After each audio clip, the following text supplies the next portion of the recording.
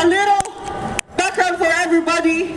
If everything happens, please stay calm. We will have our marshals to assist you in terms of emergency. To continue our program, I would like to call the Bayan spokesperson, Eugene, to give her welcome speech. Ang tao, ang bayan, ngayon ay lumalaban! Ngayon ay lumalaban! Ang tao, ang bayan! Militante at mapagpalayang pagbati sa ating lahat. A militant and liberating greetings to everyone. I am Eugene Velasco from Bagong Alyansang Makabayan, or the New Patriotic Alliance, Aotearoa, New Zealand.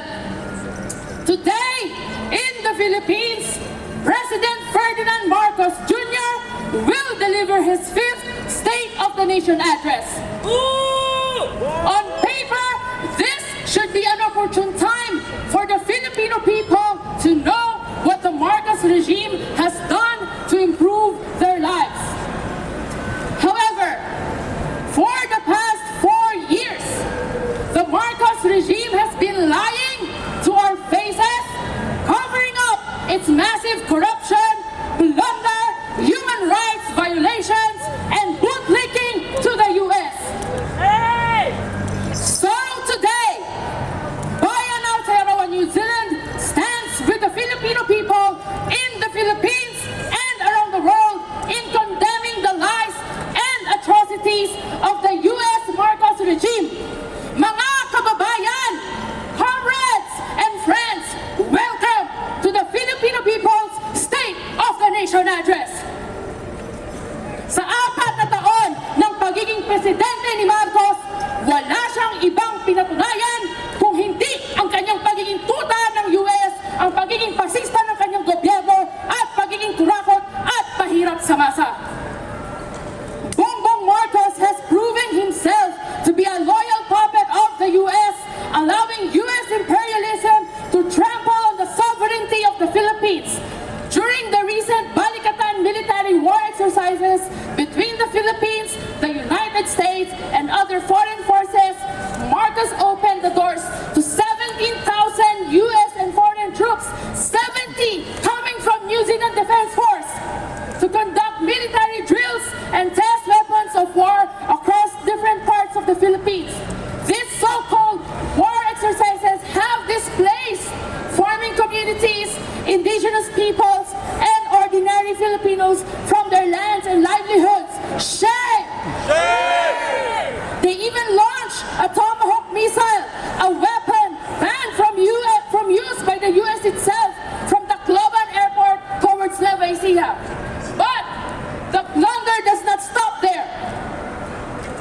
The Marcos regime is now pushing for the construction of a refueling depot in Davao to support US Navy destroyers and combat logistic force ships, while advancing plans to seize 1,620 hectares of land in Tarlac and Pampanga under the so-called Pax Silica framework.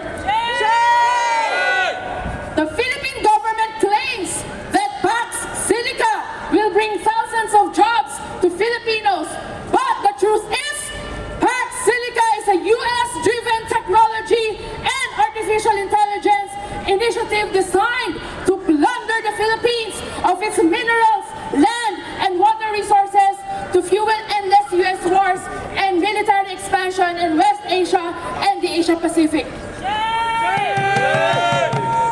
Mga kababayan, isinasangkala ni Marcos ang ating dignidad at dangal. Ibinubugaw niya ang soberanya at likas na yaman ng Pilipinas para sa walang kabusugang pagsasamantala ng US at upang isulong ang sunod na gera nito mula sa Palestine, Iran, Lebanon, sa ekonomiyang pananakal nito sa Venezuela at Cuba, at sa pagpapaigting ng imperialistang provokasyon nito sa China. Over the past 4 years, Marcos has continued the brutal repression carried out by the fascist Duterte administration against the Filipino people. Human rights defenders repeatedly with trumped-up charges for exposing large-scale mining, logging, quarrying, and other forms of plunder of our natural resources, as well as the destruction of communities and the environment. Mga kababayan, huwag nating kalimutan na noong Mayo lang, 19 ang minasakay sa Barangay Toboso sa Negros Occidental. 6 sa kanila ay mga sibilyan na kabataan, researchers at mga advocates na nakikipamuhay lamang sa mga magsasaka at pinag-aaralan ng kanilang tunay na kalagayan. Hustisya para kay RJ Ledesma, Lyle Frijoles, Kai Sorem, Maureen Santuyo, Alaysa Alano at Errol Wendel. Justice for Negros 19! Justice! Pero mga kababayan, higit sa lahat, si Marcos ay ang numero 1 pahirap sa masa. Just last March, when the United States launched indiscriminate bombings against Iran, instead of immediately providing assistance and protection to our overseas Filipino workers in the Middle East, condemning the war and calling for peace, Marcos remained silent. He did nothing. He has turned a blind eye to the demands of the working class to regulate and control the skyrocketing prices of oil and basic commodities in the Philippines, and to remove the excise tax that further burdens the people. Instead of serving the interest of the Filipino people, he allows big businesses' interests, like Ramon Ang, who holds a monopoly over the oil industry, to rake in massive profits while ordinary Filipino people suffer. Shame!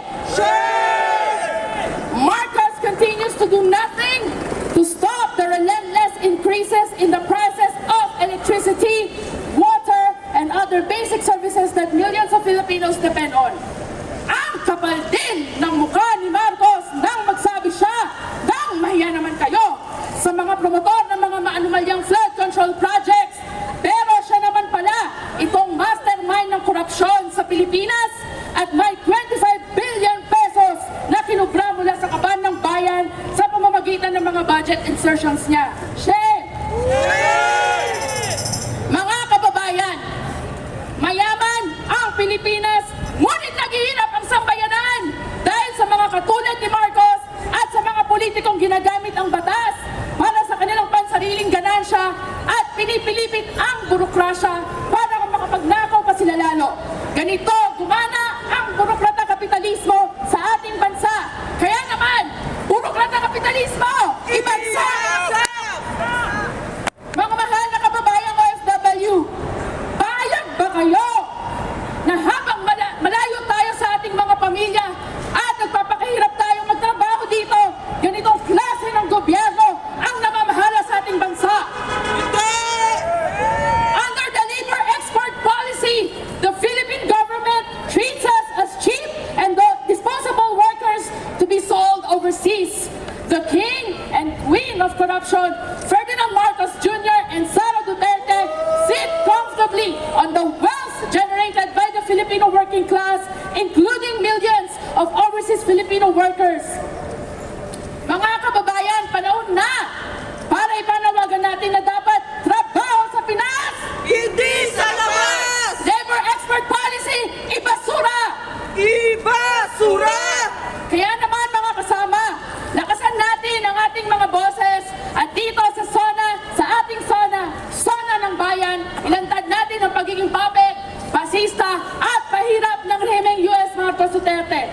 Bayan Out Hero New Zealand denounces the US Marcos Duterte regime as a puppet government loyal not to the Filipino people but to US imperialism and the interest of bourgeois compradors, local big landlords, and bureaucrat capitalists.